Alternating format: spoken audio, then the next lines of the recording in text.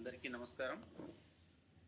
పీలేరు పట్టణం నందు చిత్తూరు మరియు మదనపల్లి మార్గంలో నిర్మిస్తున్నటువంటి railway over bridge cum flyover పనులు సంవత్సరాలు గడిచిన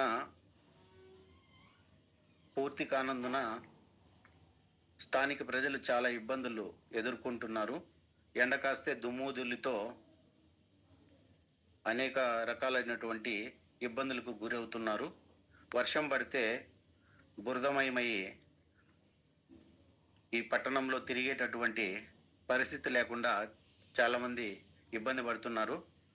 ఈ విషయమై ప్రజా సంఘాలు మరియు మేధావులు, లోకల్ పబ్లిక్, షాప్ ఓనర్సు, అదేవిధంగా ఇండ్ల యజమానులు కూడా చాలాసార్లు ఆందోళన కూడా చేపట్టారు. అయినా ఎటువంటి ఫలితం లేనందున స్థానిక పోలీసులను కూడా ఆశ్రయించి స్థానిక సిఐ గారు కూడా ఈరోజు సంబంధిత కాంట్రాక్టర్లను పిలిపించి త్వరితగతిన పూర్తి చేయాలని కూడా వారికి కూడా సూచనలు అందించారు. అదేవిధంగా